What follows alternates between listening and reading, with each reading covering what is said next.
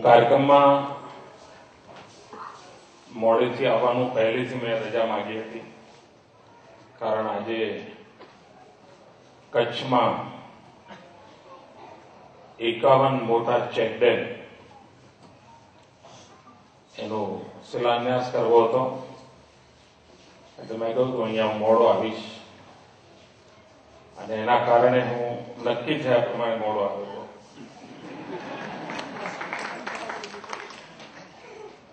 મેં પહેલા તો કહ્યું તો મોડો આવીશ, પરંતુ આજે મેં ફરી ફોન કરીને કહ્યું કે હું મોડો આવીશ. તો મહેન્દ્રભાઈ આશ્ચર્ય થયું, આજે કેમ કહ્યું? એટલે મેં પૂછ્યું કે રતિભાઈ પોલીસ આગળ તો આવ્યા નથી? કારણ મને રતિભાઈ એક વાર કહેલું કે ઘણા બધા કાર્યક્રમોમાં મને સવારમાં છેલ્લા દિવસે ફોન આવ્યો કેમ કે મુખ્ય મહેમાન આવવાના નથી, તો તમે આવો.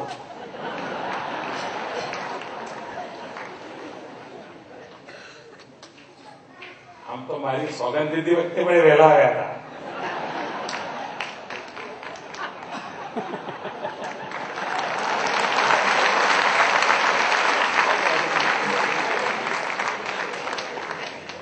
પણ હું એ દિવસે મોડો નહોતો પડ્યો.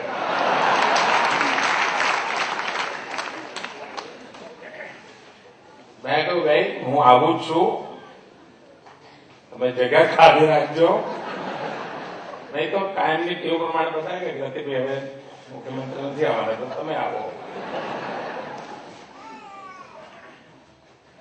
અને એટલે મેં આજે ફરી પાછું કહ્યું તો મગુભાઈ પાછો મોડો આવું તો છું જ.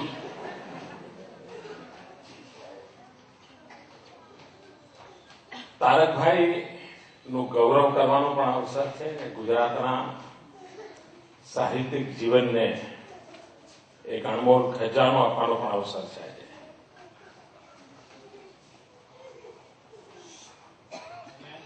તારકભાઈ એમની પીડા પણ વ્યક્ત કરી આજે કે મને કોણ સાહિત્યકાર માને. સહજ હસતા હસતા ભલે એમણે કહી દીધું હોય, પરંતુ માનું છું કે ગુજરાતના સાહિત્યિક જગતના મિત્રોને 79 વર્ષના તારકભાઈનો આ સંદેશ જરૂર પહોંચશે.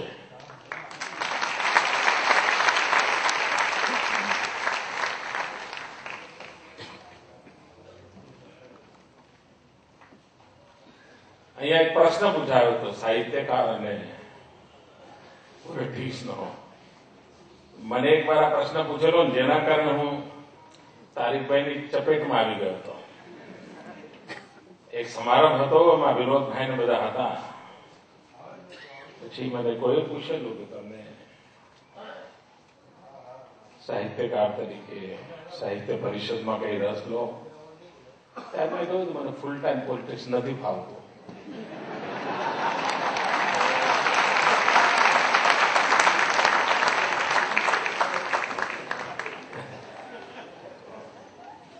અને એ દિવસે પછી તારકભાઈએ મને ફોન કર્યો,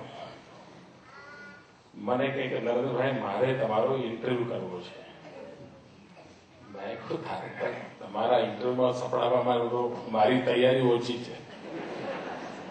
કાં જેઠા કાકા આવે કાં ટપોડો આવે ને મારી તો પથારી ફેરવી નાખે. મને કે ના બિલકુલ તંદુરસ્ત વાત કરું છું. તમારી તંદુરસ્તીનું શું? એ કે વાત તંદુરસ્ત, બાકી તમારે પૂછવાનું નહીં. પછી મને એમણે એક વાત કરી, મને કહે કે નરેન્દ્રભાઈ મેં જીવનમાં એક જ વ્યક્તિનો ઇન્ટરવ્યુ કર્યો છે, અને તે પણ સામે જઈને મેં સમય માંગ્યો હતો, અને એને પણ લગભગ 3 દાયકા વીતવા ગયા. અને આજે ફરીવાર ઈચ્છા થઈ છે મારે એક ઇન્ટરવ્યુ કરવો છે. એટલે મને જિજ્ઞાસા થઈ, કારણ કે પહેલા ઇન્ટરવ્યુ પછી કદાચ પ્રકાશકે છાપ્યો નહીં હોય ઇન્ટરવ્યુ,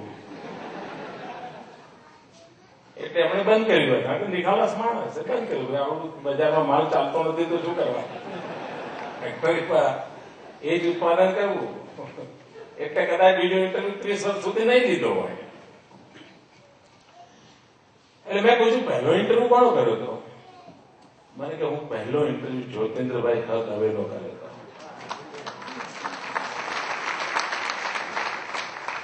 અને હવે મારે તમારો ઇન્ટરવ્યુ કરવો છે. મેં કહ્યું આ બે એક્સ્ટ્રીમ, એક બાજુ હાસ્ય, વ્યંગ, વિનોદ, દર્શન, અને બીજી બાજુ બાય એન્ડ લાર્જ મને લોકો ગંભીર જ જોતા હોય કાયમ. અને મારા ઇન્ટરવ્યુ માટે તમે પસંદ કર્યો.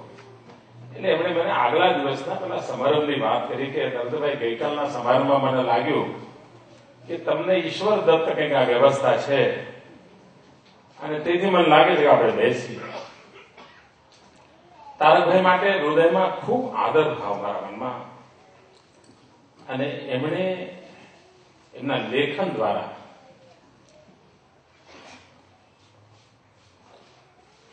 વ્યક્તિ બોલે એના કરતા, એના શબ્દો તમારા કાનમાં પડે એના કરતા તમે પાત્રને અનુભવો.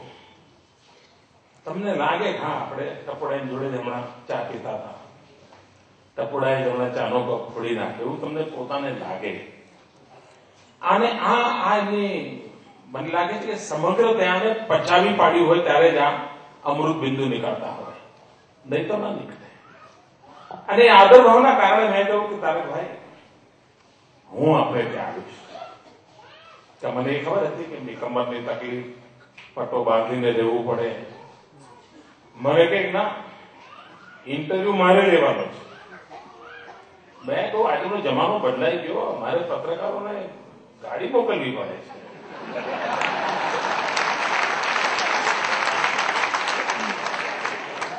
બીજું બધું કહેવાય નહીં.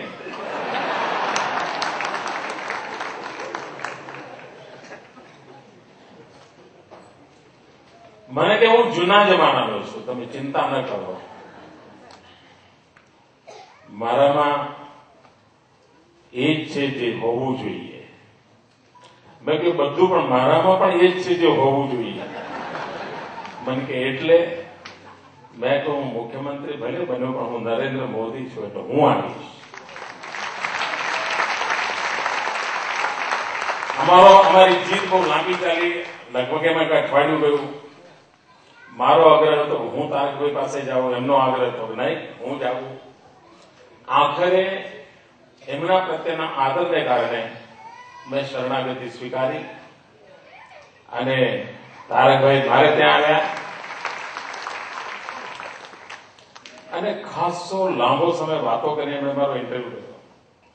અને નિખાલસતા એટલી બધી હતી જયારે ચિત્રલેખામાં ઇન્ટરવ્યુ છાપ્યો ત્યારે એમણે લખ્યું કે મેં જીવનમાં 2 જ ઇન્ટરવ્યુ કર્યા છે, અને મારો બીજો ઇન્ટરવ્યુ નરેન્દ્ર મોદીનો છે. હું માનું છું કે મુખ્યમંત્રી તરીકે મારું ઘણું છપાતું હોય, ઘણું લખાતું હોય, પરંતુ તારકભાઈ જેવા એક વરિષ્ઠ વ્યક્તિએ નિખાલસપણે એ ઇન્ટરવ્યુના પહેલા જે પેરેગ્રાફ લખ્યું છે, કદાચ સાહિત્ય જગતનું મોટામાં મોટું પ્રમાણપત્ર કોઈ મને આપ્યું હોય તો તારકભાઈ આપ્યું.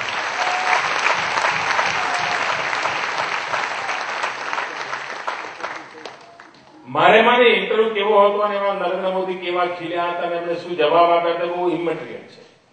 પણ તારક મહેતા કેટલી ઊંચાઈના હતા કે 79 વર્ષે કમરમાં દુખાવો થતો હોય તો પણ ઇન્ટરવ્યુ લેવા હું આવીશ અને નિખાલસપણે ઇન્ટરવ્યુ લેવા આવવાની મનોભૂમિકા વ્યક્ત કરવી. મને લાગે છે કે તારકભાઈ જે કહે છે કે માલ વેચાતો તો વેચતો તો નહીં, મન મૂકીને લોકોને રંજન કરવું હતું, માટે તારકભાઈ આ કામ કરે છે. માલ વેચાતો તો માટે નહીં. એમની નિખાલસતા છે, એમની ઉદારતા છે, એમનો સહજ વિવેક ભાવ છે. હું કન્વિક્શનથી કહું છું કે એમણે મનમાં નક્કી કર્યું છે કે મારો ગુજરાતી આજ નહીં આવતીકાલ પણ હસતો રહે.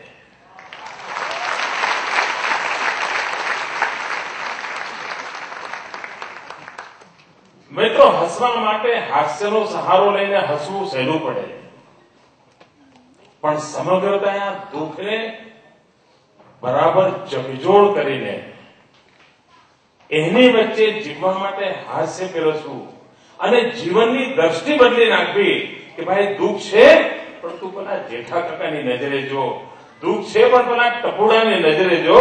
દુઃખને આમ જોવાય તો તને દુઃખની સાથે જીવતા આવડશે. મને લાગે છે કે તારકભાઈએ આત્મહત્યા કરતા ઘણા લોકોને બચાવ્યા હશે.